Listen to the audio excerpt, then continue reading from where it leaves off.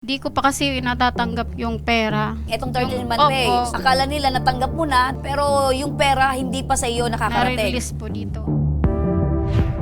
Pagiging kahera sa punerarya ang ikinabubuhay ni Christine sa loob ng 2 taon. Malaking tulong para sa kanyang pamilya. Ngunit lingid sa kanyang kaalaman na ang kanyang pinagkakatiwalaang supervisor ang magiging dahilan para sa hindi niya makuha ang kanyang 13-month pay. Dahil dito ay nagpasya na siyang idulog ang kanyang problema sa Mahar Integrated Funeral Home Services sa Ako Bicol, Tabang-Ora mismo ni Congressman Saldico. Bakit daw hindi na ibigay sa iyo itong pera? Yung record o itong payslip ay nakarating na sa iyo? Kasi kami ma'am, nagdedepende sa collection. So, Kapag may nakadepende. service, kung may collection, doon po kami kukuha. Dati po, sabi ni ma'am, wala pang collection. Sa Manila na daw ako magingi kasi wala siyang collection nga dito po. Sabi naman po sa Manila, wala silang pera doon, kaya dito ako dapat magingi kay ma'am kasi nandito yung pera. Kaya wala sa iyo? Dapat kasi ma'am, kahera ako, 'di ba po? Dapat sa akin yung collection, then itatali ko po yun doon sa report. Para mas madali kasi pag nagpalabas ako sa expenses po, baga, di may resibo, i-attach ko agad doon para hindi Doon mawala. mo ibabangga para Opo. tumugma. Okay. Ora mismong nakipag-ugnayan ang ating programa sa tanggapan ng Department of Labor and Employment Region 5.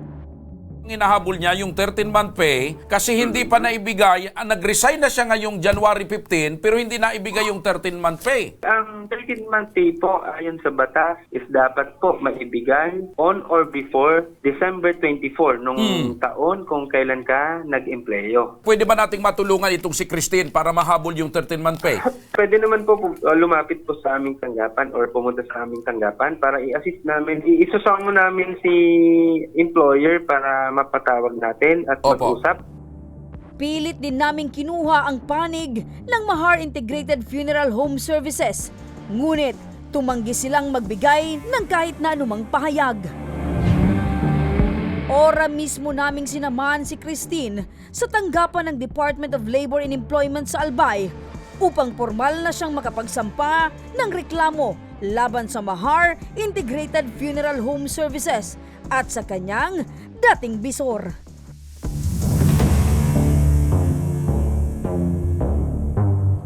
Dito nakapanayam namin ang Labor Employment Officer 2 na si Ma'am Annalyn Del Socorro. Ano po yung natin, concern, ma'am, sir? Gusto ko lang makuha, so 13 month po sana. 13th month pay, Opo. yun man lang yung kulang. May sahod pa ma'am, may sahod pa po. Yung services namin na binibigay dito, yung SENA, yung single entry approach, which is magkakaroon po tayo ng conference, ipapatawag po natin yung employer mo. So dito, mediation. Ano po, kung ano yung issue mo na hinahabol sa kanila, yun po ang pag-uusapan natin dito. So, sunod po na mangyayari nun ay magkakaroon tayo ng conference. Sa conference po yan, 2 beses tayo maghaharap-harap. Ano ma'am? Doon sa first hearing and second hearing. Doon naman sa second hearing, kapag wala tayong nangyaring areglo, doon na po namin yan inaakyat sa NLRC. So, bago pa naman namin maiakit sa NLRC, gagawin po namin ang lahat para dito pa lang maareglo na kayo. May kakulangan lang naman yung kunting follow-up lang naman siguro doon sa employer. May bibigay naman yan. Mostly naman 13th month pay, first conference, nasa-settle po yan. Hindi rin nagtagal at agad naman kinuhanan ng impormasyon si Christine tungkol sa kanyang reklamo.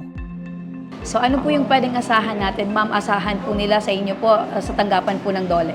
Maasahan mo po ang aming tulong. Bibigyan po namin kayo ng 100% na suporta po. By next week po, magkakaroon na po kayo agad ng schedule.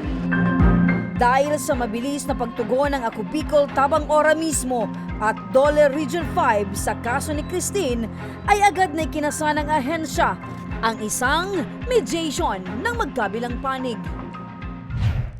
Agaran ang naging aksyon ng DOLE Albay at nagkaharap sina Christine at ang kanyang dating supervisor.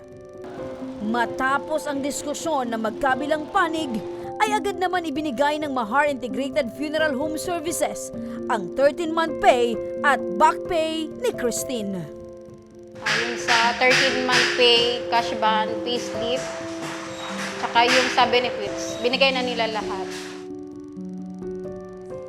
Gagamitin din daw ni Christine ang kanyang natanggap na 13-month pay at back pay para ipagpatuloy ang kanilang maliit na negosyo.